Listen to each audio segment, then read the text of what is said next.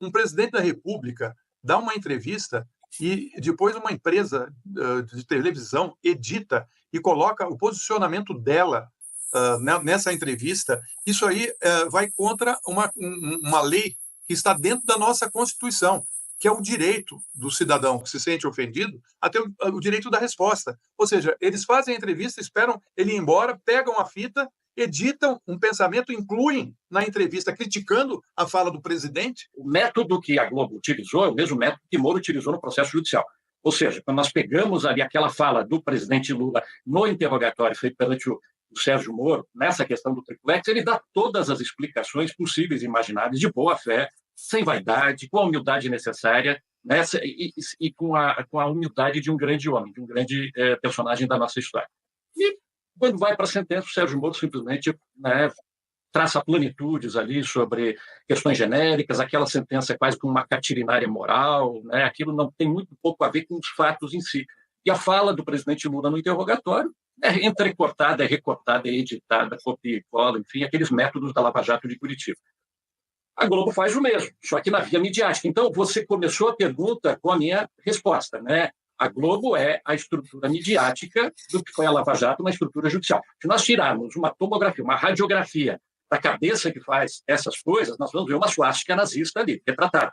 Isso não falo com exagero. Por quê? Porque durante a Alemanha nazista, em 1930 em diante, né, o próprio ministro da Justiça de Hitler pedia moderação aos juízes na condenação, nas condenações, na invocação de uma plataforma moral. Isso, inclusive, fez com que o maior luminar, o maior professor de direito da Alemanha na época tivesse que fugir, emigrar para um outro país, que foi o Hans Kelsen, que criou toda a teoria do direito, né, que hoje nós utilizamos no Brasil. Então, houve uma implosão do direito porque os juízes apelavam a uma pauta moral, uma pauta, né, aquela questão da aspiração ao bem comum da nação alemã, enfim, aquela coisa toda. E isso, né, acendeu as luzes até mesmo do sistema do ministro da Justiça de Hitler, que pediu moderação em carta aos juízes. Isso está num artigo muito bom da Ingeborg Maus, que está publicado aqui no Brasil e traduzido graças ao professor mineiro Marco Antônio.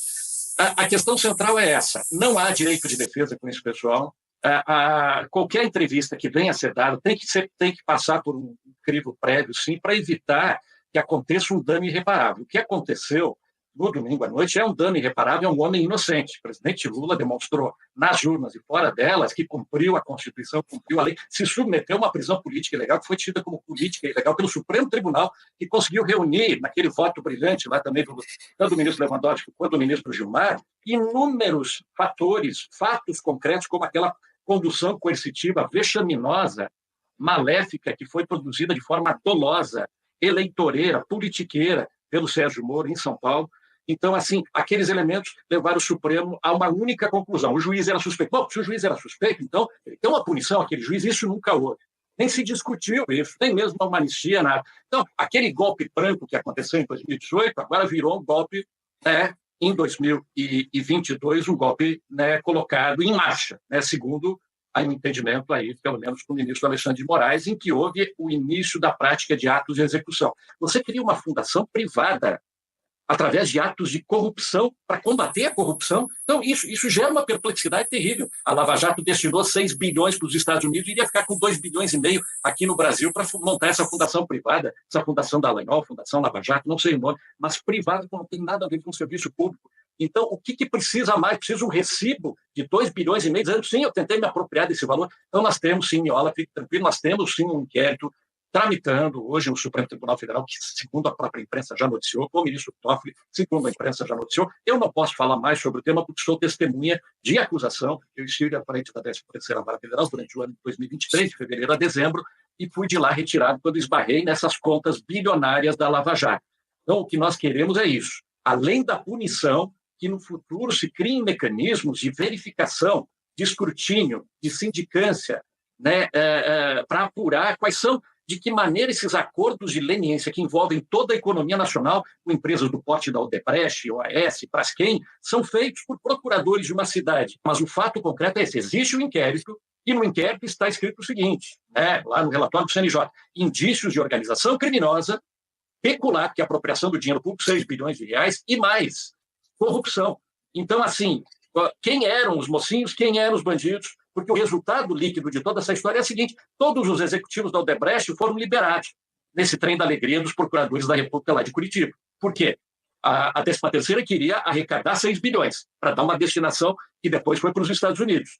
Né? Em contrapartida, os executivos daquela delação do fim do mundo queriam pagar o valor para se verem livres. Então foi um toma lá da cá, todo mundo saiu feliz nessa história, menos os contribuintes brasileiros, que ficaram privados desses 6 bilhões que foram, repito, para a Petrobras, e da Petrobras foram para os Estados Unidos. Os diretores jurídicos da Petrobras, ouvidos lá no Conselho Nacional de Justiça, disseram que foram pressionados pessoalmente por Deltan Dallagnol para assinarem esse acordo que remeteria os 6 bilhões para os Estados Unidos, sendo que esses 6 bilhões, metade foi destinada, né, Florestan, Mário e Miola, para um acordo muito estranho, que eu nunca vi nada nisso. E olha que eu já estudei bem o sistema norte-americano, tem até um livro sobre direito comparado Brasil e Estados Unidos.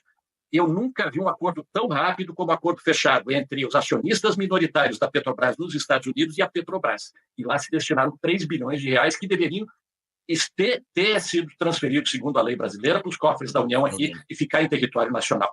Esses acionistas minoritários se deram muito bem. Os advogados desse grupo levaram 200 milhões de dólares de honorários. Eu pergunto, 200 milhões de dólares, a cotação do real do Campos Neto, hoje isso dá 1 bilhão e 200 milhões de reais. 1 bilhão e 200 milhões de reais de honorários para esses advogados. Então, é muito dinheiro circulando, é muito papo furado nessa questão de que combatemos a corrupção. Os fatos é que tem que ser discutido. Então, as pessoas não têm nenhuma antipatia pessoal por Sérgio Moro, por Deltan Dallagnol. Para mim, tanto faz se ostentam aquela cara de constipados ou não. O fato concreto são os dados apurados pelo CNJ. E aí, repito, por que a Globo, que jurou, para mim, a Andréa Sadi jurou que iria questionar isso quando saísse o relatório do CNJ, jurou que, saindo o relatório, ela ia questionar o Sérgio Moro, perguntando ao Dallagnol: Moro, onde foram parar os 6 bilhões de reais de dinheiro da União? Só que isso tudo foi jogado para debaixo do tapete, pouco se falou, a matériazinha curtinha, a Dani Lima, quando falou, meio que cortaram a asa dela na Globo News, então, quer dizer, ficou a coisa assim, o dito pelo não dito. E aí, que sorte que nós temos programas como Boa Noite 247, que pode chegar e perguntar, afinal de contas, Moro e Dallagnol, onde foram parar os 6 bilhões de reais da viúva, aqui da União? Né? É muito dinheiro e o Fantástico não vai fazer essa pergunta, a Globo não vai fazer essa pergunta, então eu desafio a esse pessoal fazer pura e simplesmente, né, abertura, abrir mão do seu sigilo tributário e bancário. Eu faria isso tranquilamente no dia de hoje, como sou um servidor público, sou um juiz e sou professor, não tem problema nenhum. Agora, eu gostaria que, sobre o mesmo período, os 9 anos da Lava Jato, eles pudessem fazer o mesmo, abrir o sigilo, já que são homens públicos, são da política hoje, criticaram tanto a política, abram os seus sigilos e mostrem para toda a nação que não enriqueceram graças à Lava Jato.